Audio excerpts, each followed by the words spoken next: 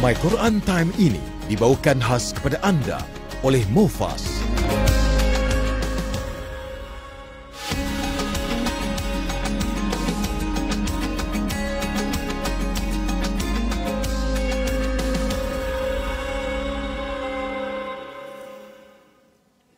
أعوذ بالله من الشيطان الرجيم.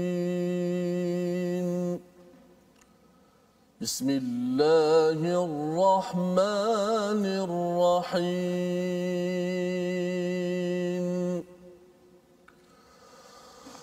قال إن الله اصطفاه عليكم وزاده بسطة في العلم والجسم والله يؤتي ملكه من يشاء والله واسع عليم.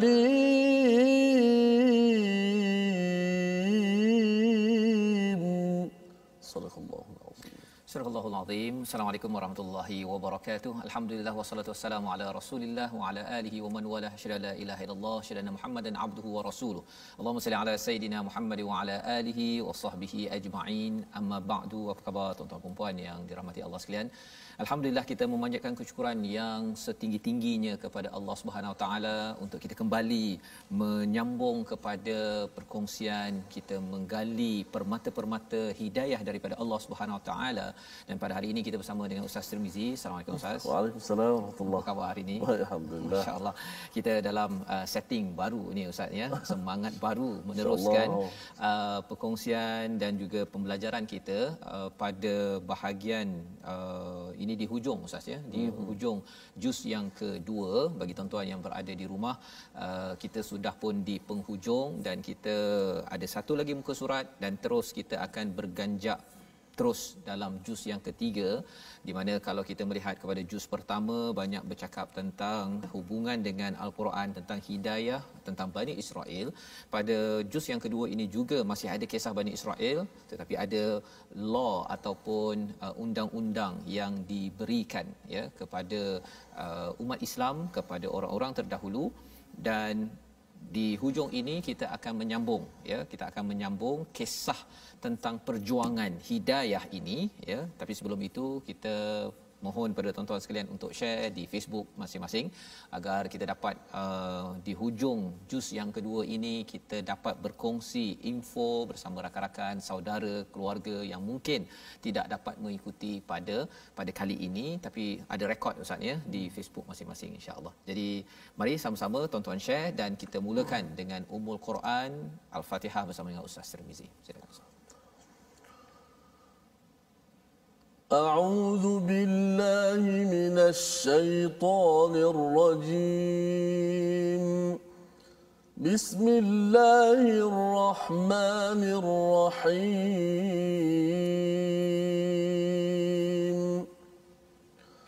الحمد لله رب العالمين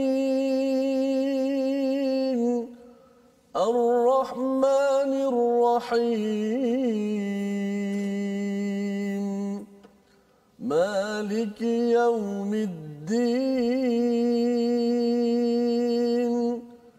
إياك نعبد وإياك نستعين اهدنا الصراط المستقيم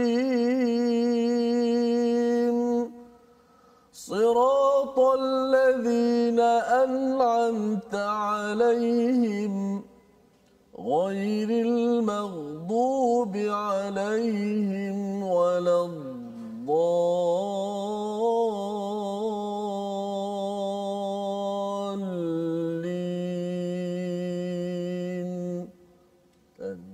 Amin amin ya rabbal alamin. terima kasih ucapkan pada Ustaz Tirmizi dengan memulakan Ummul Quran bersama dengan tuan-tuan sekalian. Kita melihat pengulangan As-Sab'ul Mathani, 7 ayat yang berulang-ulang ini ada kaitan dengan apa? Ada kaitan dengan pedoman hidayah, berkaitan dengan tauhid, berkaitan dengan ibadah dan juga berkaitan dengan akhlak, sirat jalan kehidupan kita, lifestyle kehidupan kita pada ayat ihdinas siratal mustaqim siratal ladzina an'amta alaihim ghairil maghdubi alaihim waladdallin. Kita nak jadi orang yang diberi nikmat, bukan yang dimurkai, bukan yang disesatkan.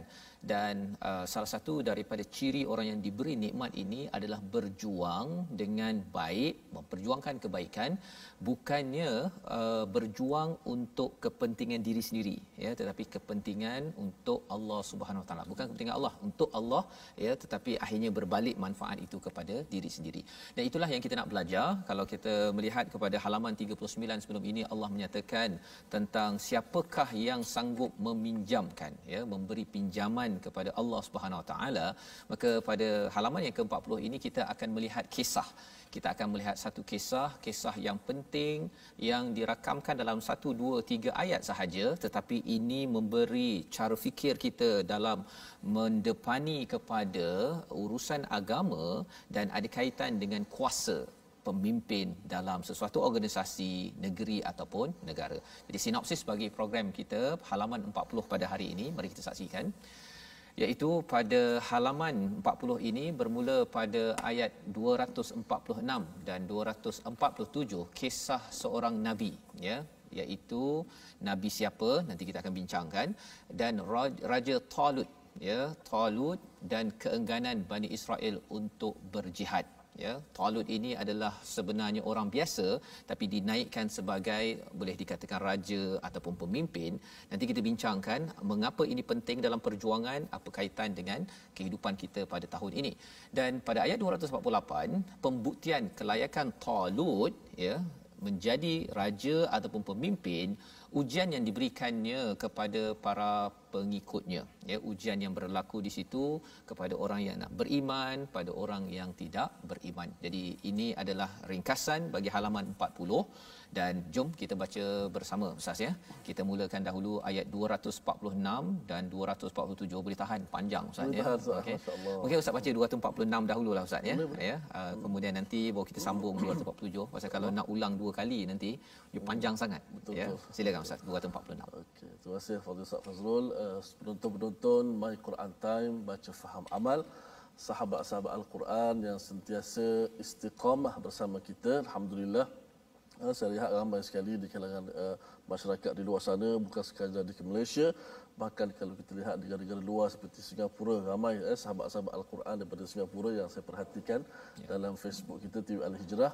Teruskan bersama dengan kita dan seluruh negara di Malaysia, di Singapura, Brunei, Indonesia dan seluruh dunia lah yang sedang menyaksikan My Quran Time.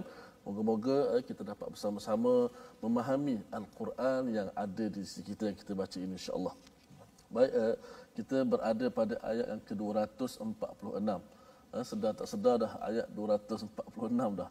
Kita berada pada muka surat yang ke-40 yang saya terbayang bila sebut surah Al-Baqarah, antara surah yang terpanjang, muka surah terpanjang daripada Al-Quran. Macam mana Nabi Ustaz sembahyang baca surah Al-Baqarah. Salah satu daripada solat malam Nabi baca surah Al-Baqarah. Tambah surah-surah yang lain. Kalau Baqarah sahaja pun dah 3 juzuk lebih. Macam mana hebatnya Rasulullah sallallahu alaihi wasallam melakukan ibadat kepada Allah Subhanahu wa taala. Ya, baik, kita sambung ayat yang satu ayat saja 246.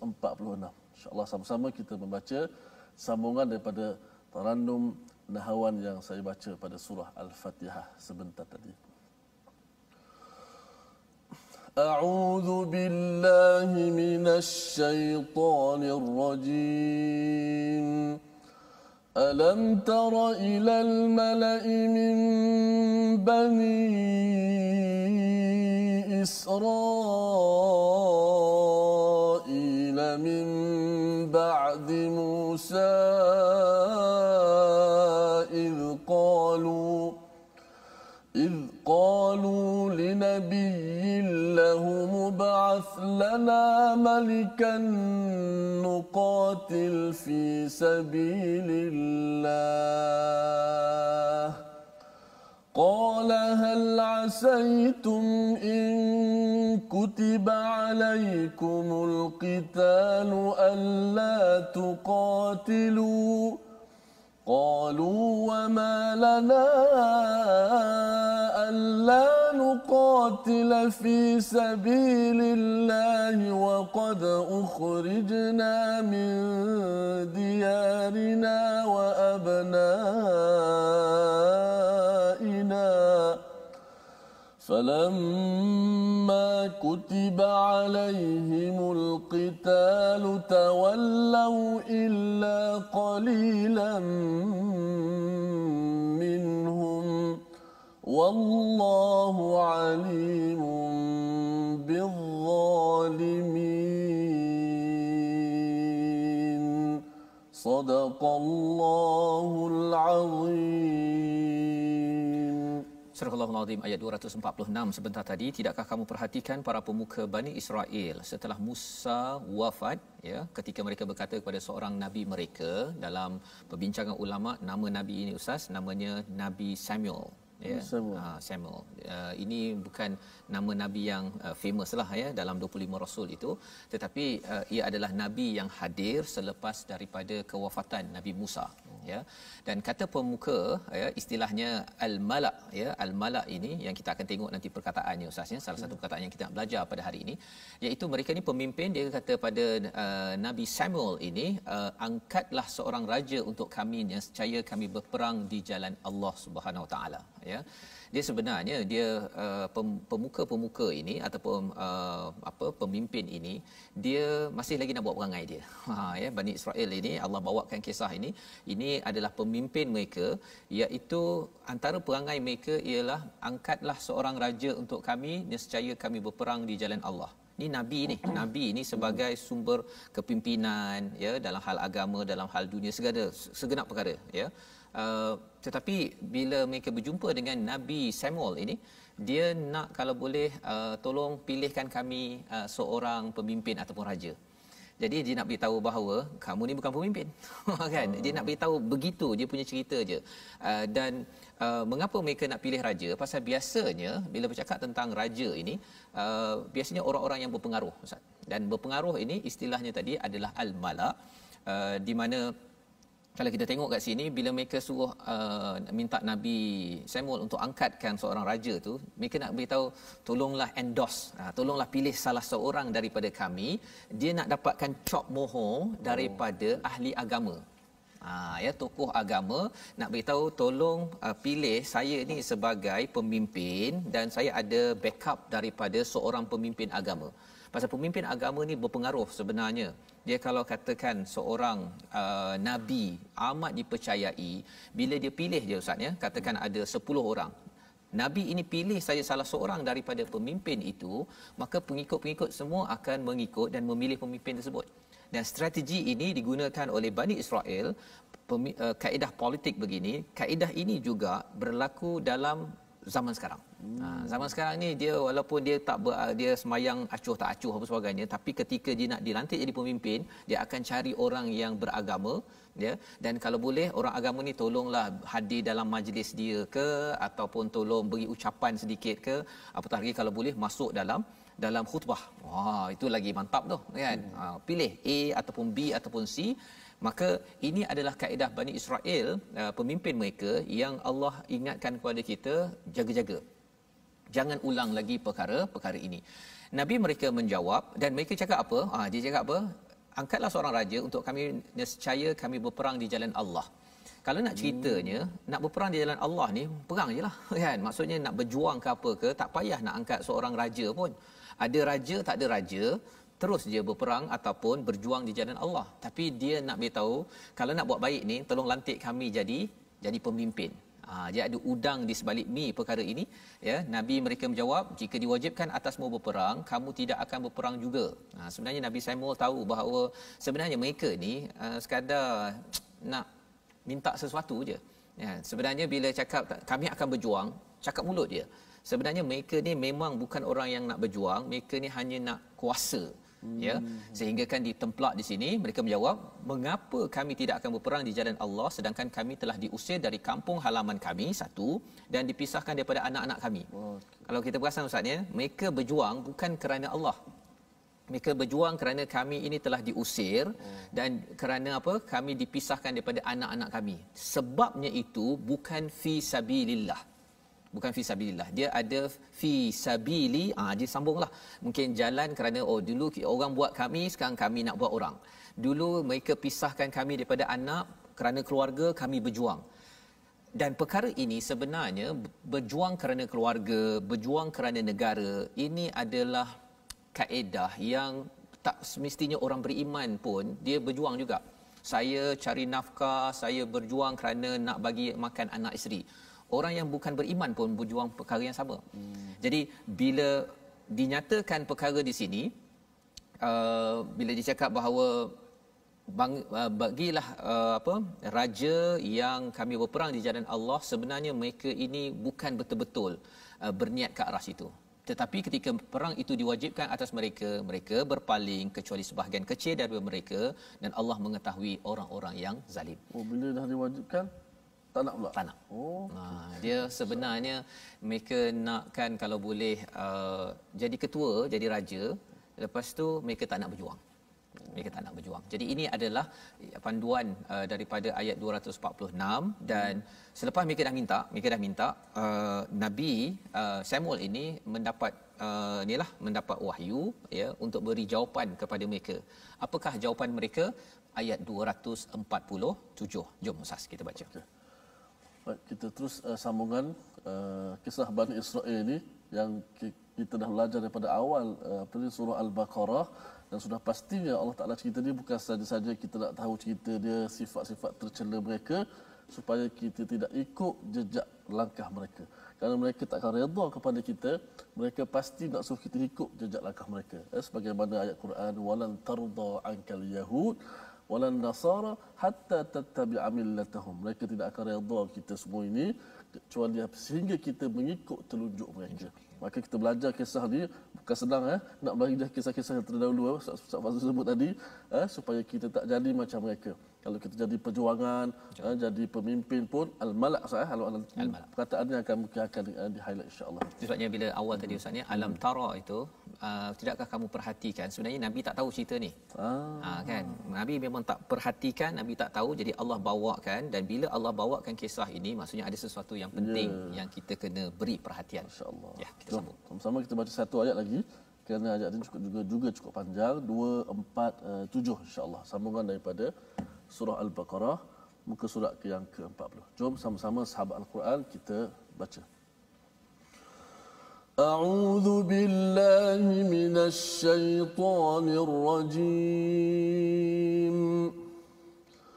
وقال لهم نبيهم إن الله قد بعث لكم طالوت ملكا قالوا أنى يكون له الملك علينا ونحن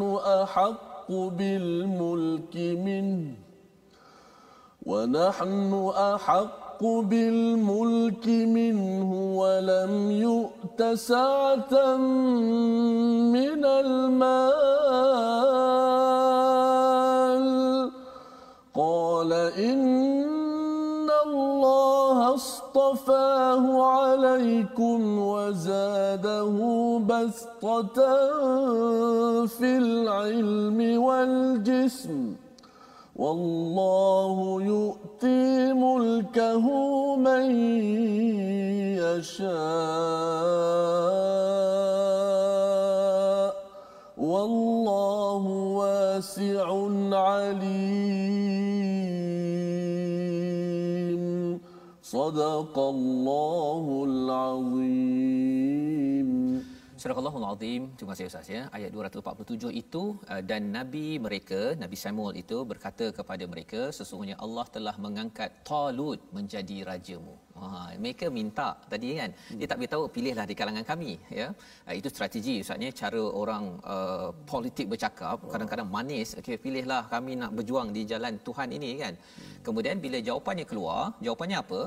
Talut menjadi rajamu. Talut menjadi rajamu. Siapa Talut, ya? Mereka menjawab, bagaimana Talut mendapat memerintah ke atas kami sedangkan kami lebih berhak ke atas kerajaan itu daripadanya dan dia tidak diberi kekayaan yang banyak. Kita dah tahulah siapa Talut ini ustaz, ya.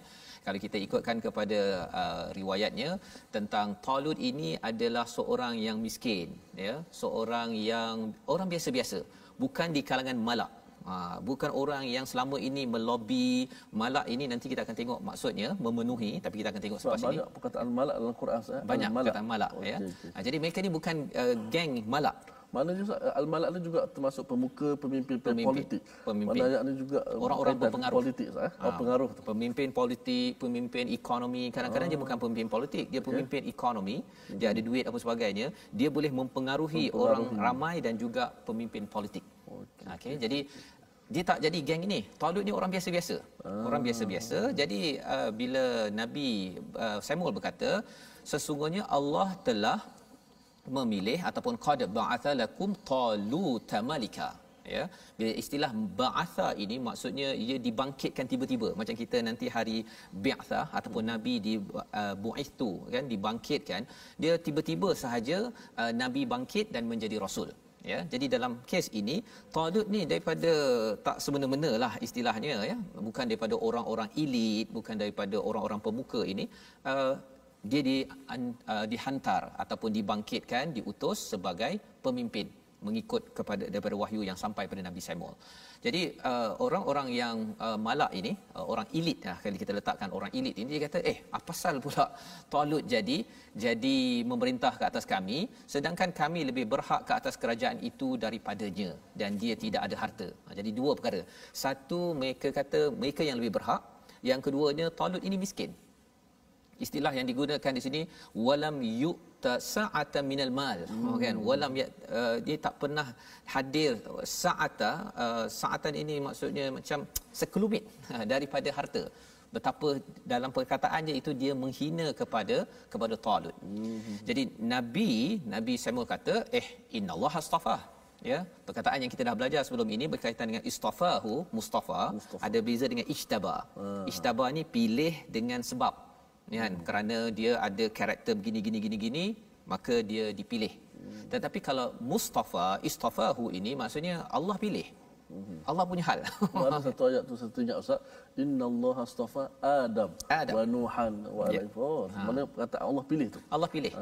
Dan tak boleh tanya mengapa Allah pilih. Macam kita lah ustaz, ya, kalau kita pergi ke kedai, orang kata nak makan kuih tiaw ke nak makan mi goreng, kan.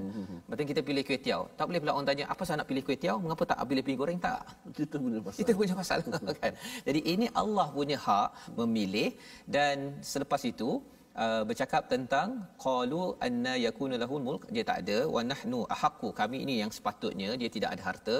Jadi Allah menambahkan lagi, Allah dah pilih satu dan Allah tambah kepada Talut ini bastatan fil ilmi wal jism, ya, kelapangan dari segi ilmu Talut ini luas dan juga jism dia, ya. Kalau ikutkan nama Talut ini daripada bahasa Hebrew ustaz, ya, dia ada kaitan dengan tal, ya, tawil, iaitu tinggi. Dia memang orang yang paling tinggi pada waktu itu. Jadi nak berperang sudah tentu badan yang sado, okey. Dalam masa yang sama dia ada ilmu. Kalau kuat macam mana pun tapi tak ada ilmu untuk memimpin strategi, tak boleh pakai juga. Ada strategi tapi orangnya kecil, kan. Kalau orang macam saya mungkin tak dapatlah tu, kan. Pasal dia mesti ada dia punya kompetensi, dia punya kemahirannya dan juga dia punya kelayakan, integriti je dalam memimpin. Maka daripada ayat ini Allah akhirkan sekali lagi penekanan kepada pemuka Bani Israel ini, wallahu yu'ti mulkahu man yasha, ya. Allah nak bagi kuasa ini ikut Allah, kan. Allah tekankan perkara itu pasal apa? Pasal Allah Maha luas, Allah Maha mengetahui siapa yang layak. Apa yang kita belajar daripada sini sudah tentu ada kaitan dengan cara memilih pemimpin, bukannya kerana dia ni kumpulan elit. Pasal dia pandai lobby, okey, dia jadi pemimpin, bukan. ya, tetapi orang yang sanggup berjuang, yang ada ilmu, membawa kita kepada istilah al-mala' sebentar tadi. Mari sama kita perhatikan, iaitu perkataan mala'a, maksud awalnya ialah memenuhkan, ya, memenuhkan. Dan orang yang digelar al-mala' ini adalah orang yang memenuhkan satu kawasan. Kalau katakan dalam kerajaan Firaun, al-mala' ini adalah orang yang high council, yang memberi pengaruh kepada Firaun untuk terus berkuasa, ya, itu al-mala'.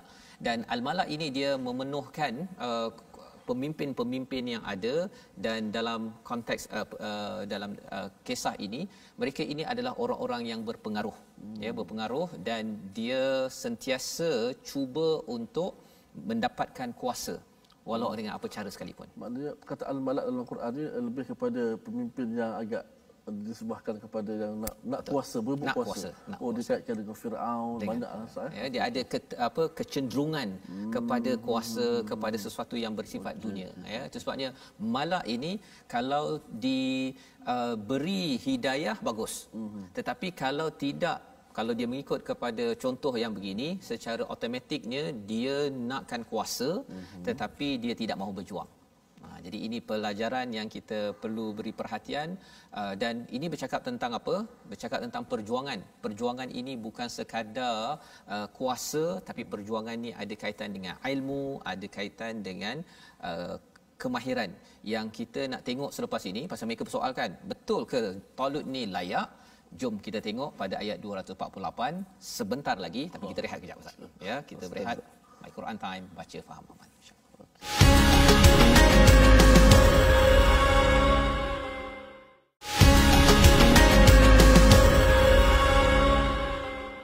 Alhamdulillah, kita kembali dalam My Quran Time, baca faham amal. Alhamdulillah, kita dah belajar beberapa perkara penting dalam muka surat yang ke-40 hari ini. Sudah pastilah perkataan al-mala' sebentar tadilah, yang saya sendiri pun baru faham, baru belajar, sebab banyak perkataan al-mala' bila kita baca Quran yang Allah Ta'ala gunakan dalam Al-Quran Al-Karim. Alhamdulillah. Baik, sebelum kita nak masuk segmen tajwid, insya-Allah saya nak mengajak semua rakan-rakan sahabat-sahabat Al-Quran untuk kita bertemu, untuk kita bersua ataupun bergabung di platform rasmi kita, yang mana kita ada 2 akaun Facebook. Yang pertama, Sahabah Al-Quran My #Quran Time dan My #Quran Time. Sesudah kita juga boleh menonton di My Quran Time di YouTube, iaitu di My #Quran Time Official. Dan yang ketiga, kita juga ada Instagram, iaitu My Quran Time Official. Sama-sama kita bertemu dan juga kita dapat manfaat daripada platform yang kita sediakan, insya-Allah. Baik, kita nak masuk berkenaan dengan segmen tajwid. Kita dah belajar berkenaan dengan hukum belajar tajwid, kepentingan belajar ilmu tajwid, faedah-faedah mempelajarinya, dan kita belajar berkenaan dengan kelebihan-kelebihan Al-Quran, adab-adab membaca Al-Quran. Kali ini kita nak masuk terus berkaitan dengan huruf-huruf Al-Quran. Sekarang kita dah nak mula belajar berkaitan dengan makhraj, sifat dan hukum-hukum tajwid yang biasa kita belajar. Kita masuk satu-satu. Hari ini insya-Allah kita akan membicarakan tentang huruf-huruf Al-Quran. Apa makna huruf? Dari sudut bahasa ialah hujung. Dari sudut istilah ilmu tajwid, istilahnya iaitu apa yang dimaksudkan dengan huruf ialah suara ataupun bunyi huruf yang berpegang ataupun berpaut pada makhraj. Itu maksud huruf. Itu suara ataupun bunyi huruf yang berpegang ataupun berpaut pada makhraj tersebut. Itu disebut sebagai huruf Al-Quran. Huruf-huruf dimaknakan sebagai huruf. Huruf-huruf Al-Quran juga dikenali sebagai huruf hijaiyah. Biasa kita dengar huruf apa? Huruf hijaiyah. Huruf hijaiyah ini jugalah disebut sebagai huruf Arabiyah. Huruf Arabiyah. Dan huruf-huruf inilah disebut sebagai huruf-huruf Al-Quran yang kita baca Al-Quran bermula daripada alif, ba, ta sampai ya, yang ada beberapa huruf. InsyaAllah kita akan bicarakan pula selepas ini berkenaan berapakah jumlah sebenar huruf-huruf hijaiyah ini. Adakah di sana ada khilaf dan sebagainya. Huruf-huruf yang kita belajar inilah yang kita membaca Al-Quran Al-Karim. Mudah-mudahan ia bermanfaat, insyaAllah. Terima kasih. Serah kembali kepada Ustaz Fazrul. Okey, baik, alhamdulillah ya, kita berkenalan dengan huruf hijaiyah tadi Ustaz ya. Huruf hijaiyah ni penting. Saya ada baca daripada Al-Asfahani, dia bercakap tentang amanah ya. Biasanya kita cakap amanah ni amanah yang biasa kita faham kan. Rupanya salah satu daripada amanah ini ialah belajar huruf hijaiyah.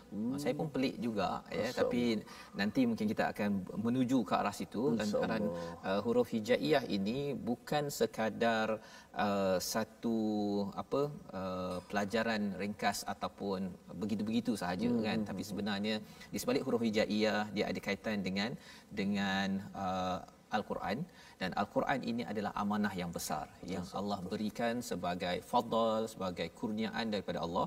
Dan kalau kita tak belajar huruf hijaiyah itu, kita mungkin tidak mampu memegang amanah yang besar Allah berikan kepada kita. Jadi kita nak teruskan ya, daripada ayat 248 tadi kita dah berbincang Ustaz ya, berkaitan dengan bagaimana pengurusan perjuangan, di mana perjuangan yang sebenar-benarnya bukanlah perjuangan untuk kuasa, dan apatah lagi kuasa itu mengambil kesempatan daripada agama, tetapi sebenarnya perjuangan agama ini adalah memperjuangkan nasib semua orang, tidak boleh menjadi orang yang zalim pada ayat 246.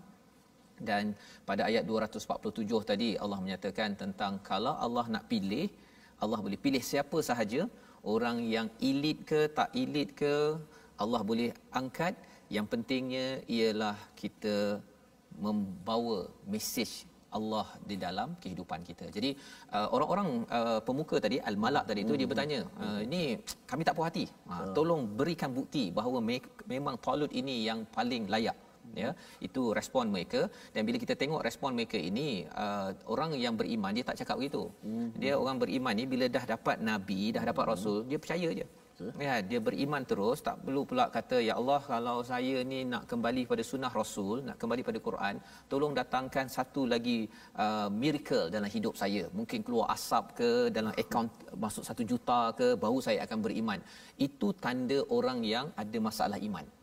Jadi mari kita tengok kepada apakah yang berlaku bila mereka minta. Ayat 248. Ya, masya-Allah. Tadi kita dah sebut, Ustaz Fazrul dah sebut macam mana mereka ni tak mahu terima pemilihan ataupun penetapan Allah Taala pilih pemimpin, mereka enggan menerima macam-macam persoalannya. Kita jangan jadi seperti Bani Israel, jadilah orang-orang yang beriman, kita sahut perintah Allah Subhanahu Wa Taala, Nabi Muhammad SAW sebagai nabi kita, ikutan kita insya-Allah. Baik, kita sambung satu ayat lagi. Surah kita ni, muka surah kita ni hanya ada 3 ayat sahaja. Termasuk ayat yang ketiga, iaitu ayat yang ke-248. InsyaAllah sama-sama kita baca. A'udzu billahi minasy syaithanir rajim. Bismillahirrahmanirrahim. Wa qala lahum nabiyyuhum inna ayata mulkihi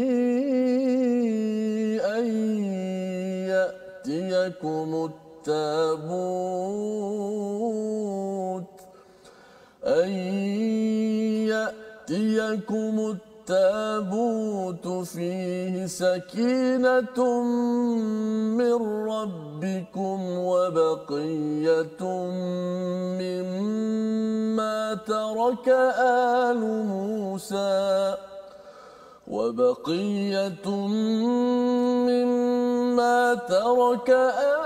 موسى وآل هارون تحمله الملائكة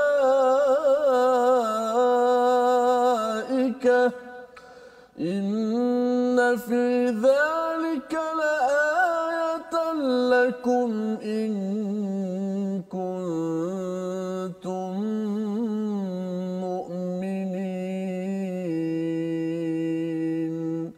صدق الله العظيم. Surah Al-Azim ayat 248, dan Nabi mereka berkata kepada mereka, sesungguhnya tanda-tanda kerajaannya ialah datangnya tabut, maksudnya tabut kepadamu yang di dalamnya terdapat ketenangan dari Tuhanmu dan sisa peninggalan keluarga Musa dan keluarga Harun yang dibawa oleh malaikat. Sesungguhnya pada yang demikian itu terdapat tanda kebesaran Allah bagimu jika kamu orang yang beriman. Jadi ini adalah sambungan, ya, masih lagi dalam kisah Talut, dan pada halaman 41 nanti esok insya-Allah kita akan berjumpa Jalut. Jalut ya. Itu ketua musuh Talut sebagai pemimpin pada waktu itu. Jadi kalau tafsir Ibn Kathir menyatakan Talut ini adalah seorang pengangkut air, ada pendapat Talut adalah seorang penyamak kulit. Ini tafsir Ibn Kathir, ya, pendapat ulama. Jadi yang pentingnya perlu kita faham bahawa Talut ini diberikan apa? Dia dipilih, ya, berdasarkan ayat 247, dan juga ditambahkan ilmu dan juga tubuh yang bastah, iaitu yang diluaskan ataupun dilebihkan, ada kelebihan yang tersendiri. Ini ciri memilih pemimpin, maksudnya. Maksudnya satu ilmu, ada kemahiran, dan yang keduanya dia ada kecekapan untuk melaksanakan tugas-tugas yang ada. Dia kalau katakan pemimpin tu dah lemah, ya, ataupun dia tidak berfikir dengan bagus, malah orang lain yang kena mengajar dia untuk merancang strategi, itu memang tak layak jadi pemimpin, ya. Apatah lagi kalau jisimnya itu kecil, ya, badannya, ataupun dia tidak kuat, ya, tidak kuat untuk berjuang ke hadapan. Seperti mana Malak sebentar tadi, mereka ini mungkinlah kalau nak cakap strategi ada, ya, tetapi strategi pun tak berapa ada juga tadi. Disebabkan apa? Kerana keutamaan mereka adalah keluarga dan negeri negara mereka. Bukannya perjuangan kerana Allah. Bila tak berjuang kerana Allah ini tak dapat bantuan daripada Allah yang wasi', yang alim, ya, Allah yang maha luas, ya, maha mengetahui. Allah maha luas kuasanya. Jadi kalau kita berjuang pada jalan Allah, Allah boleh saja beri kuasa beri bantuan kepada pemimpin yang ada. Dan kalau kita berjuang kerana Allah yang maha mengetahui, Allah akan berikan ilmu-ilmu yang kita tidak tahu menguruskan kepimpinan kita. Baik. Jadi pada ayat 248 ini, bila mereka nakkan bukti, nak menguatkan lagi, Nabi Samuel menyatakan sesungguhnya tanda-tanda kerajaannya, maksudnya ia dipilih oleh Allah, dipilih oleh Tuhan, datangnya tabut. Tabut ini adalah peti, ustaz, ya, lebih kurang beginilah. Macam kotak ni, tapi besar sikitlah, ya. Dia katanya dua begitulah, 2 kali 3, besar juga, ya. Dan tabut ini pernah berlaku pada zaman Nabi Musa. Itu Nabi Musa diletakkan dalam tabut, dalam peti, kan. Dan tabut ini bila bercakap tentang tabut adalah salah satu daripada kebesaran Allah SWT, di mana padanya itu ada sakinah. Sakinah, ada ketenangan. Jadi mungkin kita tanya, apa kaitan peti tersebut, apa ada dalam peti tersebut dengan ketenangan? Dia sebenarnya kalau kita zaman sekarang, ustaz, kita ada Kaabah, kita ada apa lagi? Kita ada contohnya Masjidil Haram. Kalau kita pergi ke Masjid Nabawi itu, kita tengok ke Raudah contohnya. Semua perkara-perkara tersebut adalah artifak ataupun perkara-perkara fizikal, tapi dia bukan suci. Bukannya kalau Bani Israel itu, dia bila dapat tabut peti dia tu, dia sampai nak menyembah. Kalau kita tengok dekat Kaabah tu, sepatutnya Kaabah itu untuk kita tawaf, kan. Dia adalah makhluk biasa je, kan. Tetapi ada orang yang menangis-nangis sampai mesti kena sentuh Kaabah. Dia sanggup bergaduh untuk pastikan dia dia meraung-raung dekat Kaabah ke contohnya, kan, ataupun yang sanggup tolak orang untuk pastikan Hajar Aswad dapat dicium, ya. Sebenarnya itu dah melampau. Maknanya Kaabah kalau tak ada pun kita tetap memandang ke arah itu dari sudut kiblat, kan. Kiblat Menyatukan kiblat tu. Sama. Dan juga kalau Hajar Aswad kita tak dapat nak cium pun, ustaz, ya. Maksudnya kita lambai sahaja pun, kan, dengan kita kucup itu pun dah memadai, ya. Jadi ada sunnah yang tertentu dalam menghadapi, mendepani kepada masyair ataupun syiar-syiar ini, ya. Dalam Bani Israel tabut, ya. Apa ada dalam tabut tersebut, ya, dinyatakan di sini, iaitu min rabbikum wa baqiyatum mimma taraka alu Musa wa alu Harun. Ada tinggalan daripada keluarga Musa dan keluarga Harun. Apa yang dibahaskan oleh ulama, dalamnya ada asa, tongkat Nabi Musa. Ada apa lagi? Ada mana wasalwa itu, ya, yang burung tu tak adalah, tapi salwa yang apa? Dia punya bijian itu ada dalam tabut tersebut. Kemudian ada apa lagi? Taurat ada dalam tabut tersebut. Jadi tabut ini hilang. Tabut ini hilang ketika mereka bergaduh-gaduh apa sebagainya ini, ia hilang sampai ke Palestin, dan kemudian bila sampai zaman Talut dia hadir kembali. Siapa yang bawakan, kalau ikutkan pada riwayat, bila dia sampai pada orang-orang yang musyrik, bila ada tabut tersebut ada halilintar, ada banjir. Jadi orang kata kalau kita pegang tabut ini dia apa? Dia membawa bala. Jadi akhirnya mereka letak atas satu kereta lembu, ya, lembulah, ada lembu, tak ada orang yang mengenderainya. Dia letak saja, biar je lembu tu berjalan. Tapi sebenarnya lembu sebenarnya kalau dia jalan, kadang-kadang dia pergi sepak aje ke, dia pergi ke hutan ke apa ke, sebenarnya bukan sekadar dia berjalan begitu sahaja, ada apa? Tahmiluhul malaikah. Ya, dibawa oleh para malaikat kembali balik kepada rumah Talut. Ya, daripada rumah Talut. Pasal waktu itu kalau orang bawa barang dagangan, mudah aja. Ada orang pun dia pergi sapu sekali isi dagangan. Ini tak ada orang, sepatutnya boleh habis je tabut tersebut tak selamat, tetapi kerana ia tahmiluhu al-malaikah sampai ke rumah Talut, dan akhirnya mereka nampak kepada tabut tersebut. Bagi Bani Israel, tabut ini seperti Hajar Aswad. Kita bayangkanlah Ustaz, ya, Hajar Aswad kena curi macam mana? Insya-Allah. Kan? Mesti orang Islam akan buat macam mana sekalipun, mesti buat sesuatu. Ya, ataupun Kaabah kena curi, kan, ataupun kena runtuhkan, mesti kita akan buat sesuatu. Bukan kita menjadikan ia Tuhan, tetapi itu sebagai syiar. Sebagai syiar penting. Macam kalau ada bendera tu sesebuah negara, kalau orang pijak sahaja pun, betul, kerajaan akan buat sesuatu, kerana ia lambang besar, lambang besar, ya, lambang, tetapi dia bukan Tuhan. Dia sebagai lambang kedaulatan, lambang kepada sesuatu. Kalau tabut ini lambang kepada agama Allah Subhanahu Wa Taala, ya. Jadi di sini Allah hujungkan dengan inna fi dzalika laayatan lakum in kuntum mu'minin. Sesungguhnya pada yang demikian itu terdapat tanda kebesaran Allah bagimu jika kamu orang yang beriman. Ada situ in kuntum mu'minin. Ya, perkataan key yang perlu kita beri perhatian, kata kunci pada ayat ini, perkataan fihi sakinah sebentar tadi Ustaz. Fihi sakinah ini sebenarnya ada dinyatakan pada surah At-Taubah ataupun dalam surah Ali Imran. Cerita pasal perang. Cerita pasal perang.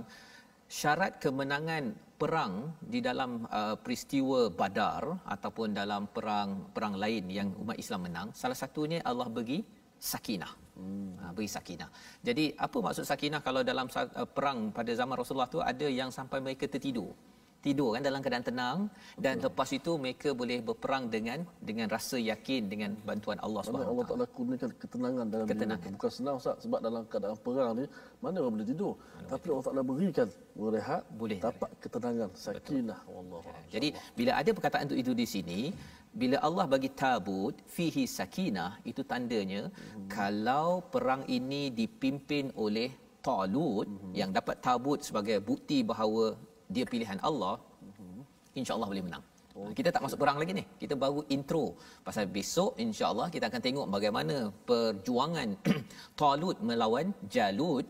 Dan di dalam ayat ini kalau kita lihat kepada istilah inna fi dzalika laayatan lakum in kuntum mu'minin, perkataan in kuntum mu'minin itu penting Ustaz.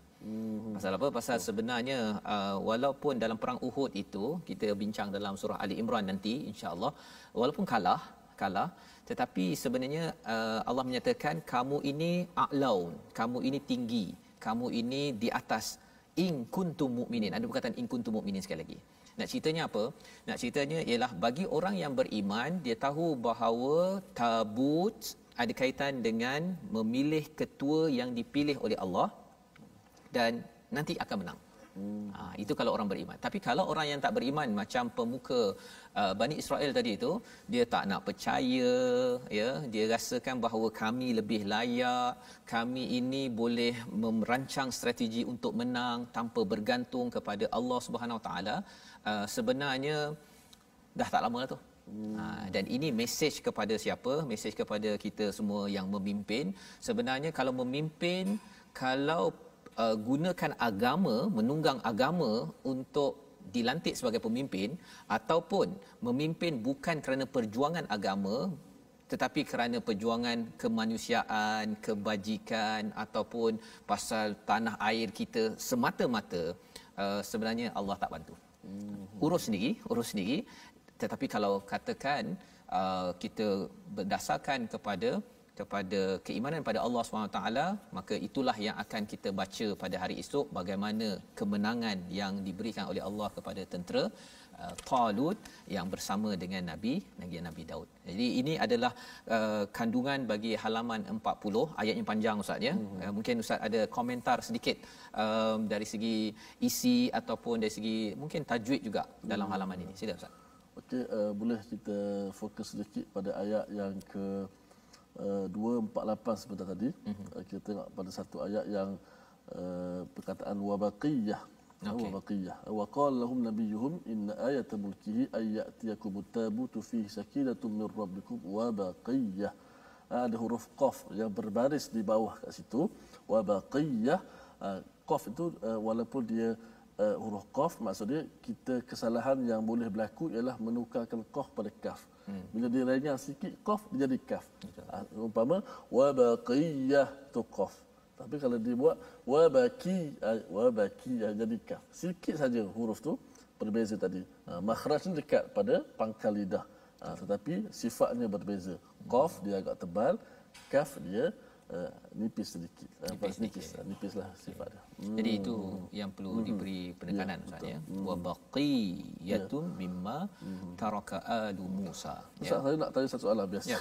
Jangan saya tanya ni, tapi nak tanya juga pasal bila bincang timbul persoalan, mungkin dapat sama-sama penonton ambil manfaat. Hebat pada ayat disebut sini, inna fi dzalika laayatan lakum in kuntum mu'minin. Jika kamu betul-betul orang-orang beriman. Macam ada satu mesej kat situ Allah Taala nak beritahu kepada kita, Ustaz. Ya, betul. Di situ kalau Ustaz lihat inna fi dzalika laayah, bila kita jumpa perkataan ayah sahaja dalam Al-Quran, dia bukan macam ayat bahasa Melayu. Ayat-ayat kan. Ayat bahasa Melayu kalau kita cakap saya makan nasi contohnya, satu ayat yang penuh. Tetapi di dalam Al-Quran, ayat ini dia boleh sahaja alif lam mim, satu ayat. Satu ayat. Ataupun boleh sahaja katakan ayat kursi contohnya, Allahu la ilaha illa huwal hayyul qayyum la ta'khudhuhu sinatun wala naum, kan panjang tu kan. Itu baru satu ayat. Jadi ayat ini sebenarnya apa? Ayat ini adalah bukti yang menjadikan hati kita ini rasa kebesaran Allah Subhanahu Wa Taala. Jadi kalau kita tengok pada ayat ini, apa yang hebatnya kebesaran Allah dalam ayat ini? Salah satunya apa? Kehilangan tabut itu, mengapa hilang? Kerana di situ ada mesej yang penting. Orang-orang Bani Israel tidak committed pada agama, ya, maka mereka kacau bilau, mereka tidak dapat sakinah, mereka kalah. Ini kan selepas peristiwa Nabi Musa wafat. Mereka ini dah 40 tahun berlega-lega, ya, tak boleh masuk ke Palestin itu kerana mereka ni buat perangai. Mereka buat perangai dan akhirnya Nabi Musa meninggal, wafat, kemudian dipimpin oleh Nabi Samuel ini. Ketika Nabi Samuel ini memimpin pun mereka buat perangai lagi. Ya, jadi buat perangai ini, degil kepada Allah ini, dia menyebabkan apa? Menyebabkan mana-mana kelebihan yang Allah bagi kepada Bani Israel, Allah tarik semula. Tarik, dan kemudian Allah akan kembalikan balik seperti mana Talut ini yang ada kelayakan untuk memimpin. Mesej untuk kita sebenarnya ialah sekarang Ustaz ya, masjid kita baru dapat sebahagian. Kan? Masjidil Haram walaupun tak hilang, tapi sebenarnya satu dunia kehilangan Masjidil Haram tak boleh pergi haji dan juga umrah. Allah tarik sekejap kerana apa? Kerana ada sesuatu mesej yang Allah tengah sampaikan. Iaitu apa? Kita kena kembali balik kepada perjuangan berteraskan hidayah daripada ayat-ayat Allah. Ya, bila kita tengok balik, boleh pula Allah kembalikan balik tabut itu yang dah hilang. Kan? Letak atas lembu, boleh pula lembu tu cari sampai kepada Talut sebentar tadi. Kalau fikir-fikir balik, dah hilang je lah. Kan? Tapi Allah boleh buat, dan mesej kepada kita sebenarnya malaikat sudah bersedia untuk bekerja ikut perintah Allah untuk umat Islam dapat semua balik semula. Tapi syaratnya adalah apa? In kuntum mukminin. Iaitu jika kita beriman, kita tahu bahawa Allah boleh kembalikan balik dan Allah boleh beri kemenangan kepada umat Islam, dan ini mesej penting yang kita doakan. Kita doakan kita ketika memimpin jangan guna menunggang agama, ya. Kita memimpin untuk menaikkan agama, itu adalah doa yang kita ingin sama-sama panjatkan. Tapi mari kita tengok resolusi akhir kita pada halaman 40. Bagi ayat 246, apa yang boleh kita belajar? Utamakan Allah dalam urusan harian, jangan dicampur adukkan, jangan ditunggang hal agama, terutama dalam urusan-urusan kepimpinan. Yang pertama. Yang kedua, terima insan kerana kelayakannya di sisi Allah, ya, kerana ilmu, kerana kemahiran yang ada, bukan kelayakan yang dilihat di sisi manusia. Yang kedua, ya, kerana harta, kerana dia ada pengaruh, bukan perkara itu. Dan yang ketiga, iman perlu diutamakan dalam menguruskan hidup, kerana itu akan menjemput bantuan demi bantuan, bantuan demi bantuan daripada Allah, sebagaimana Allah menghantar tabut kembali sebagai sumber ketenangan dan meneruskan legasi Nabi Musa, Nabi Harun kepada Bani Israel yang dipimpin oleh Talut dalam peristiwa ini. Jadi Ustaz, mari sama-sama kita berdoa ke arah sini insya-Allah. Bismillahirrahmanirrahim. Alhamdulillahi rabbil alamin. والصلاة والسلام على أشرف الأنبياء والمرسلين وعلى آله وصحبه أجمعين. اللهم اهدنا بهداية القرآن، اللهم اهدنا بهداية القرآن ونجنا من النيران بكرامة القرآن، وأكرمنا بكرامة القرآن يا رب العالمين. Ya Allah, ya Tuhan kami, Engkau kurniakanlah kepada kami pemimpin-pemimpin yang bertakwa, ya Allah. Ya Allah, kurniakanlah kepada kami pemimpin-pemimpin yang adil, ya Allah. Ya Allah, kurniakanlah kepada kami pemimpin-pemimpin yang mengutamakan perintah-Mu, ya Allah. Ya Allah, kurniakanlah kepada kami pemimpin-pemimpin yang mengangkat akan agama-Mu, ya Allah. Ya Allah, kurniakanlah kepada kami pemimpin-pemimpin yang amanah, yang jujur, ya Allah, yang kuat akan jiwanya, ya Allah. Ya Allah, kurniakanlah kepada kami keamanan dalam negara kami, ya Allah. Ya Allah, kurniakanlah kestabilan dalam arena politik dalam negara kami, ya Allah. Rabbana hab lana min azwajina wa dhurriyyatina qurrata a'yun waj'alna lil muttaqina imama. Wahai Tuhan kami, berilah kepada kami isteri-isteri dan zuriat keturunan kami perkara-perkara yang menyukakan hati kami melihatnya, dan jadikanlah kami imam ikutan bagi orang-orang yang bertakwa. Walhamdulillahi rabbil alamin. Amin amin ya rabbal alamin. Allah mengkabulkan doa kita Ustaz, ya, agar kepimpinan kita adalah berteraskan kepada hidayah daripada Allah, dan hidayah inilah yang kita ingin jemput, ingin kita kongsi bersama dengan menatap mushaf dalam kempen Wakaf untuk Ummah. Saya menjemput pada tuan-tuan untuk menyumbang dalam warisan ummah, ya, agar wakaf ini dapat kita sebarkan lebih luas lagi, hidayah sampai sehingga kan yang mengikut dan yang dipimpin, yang memimpin akan sentiasa memimpin dengan jalan kebaikan, jalan Allah, bukan kerana tujuan-tujuan yang lain yang menyebabkan bantuan tidak sampai kepada negeri dan negara ini. Dan kita akan bertemu lagi insya-Allah Ustaz, ya, pada jam 5 petang, insya-Allah pada hari ini 11 malam, 11 malam ya, ya, hari Ahad, dan jam 6 pagi esok kita bertemu menyambung kisah ini. Ini episod pertama sebenarnya tentang kisah Talut. Apakah kesudahannya? Kita sambung pada hari esok insya-Allah. Program My Quran Time yang dibawakan oleh Mofas. Kita bersama lagi baca, faham, amal insya-Allah.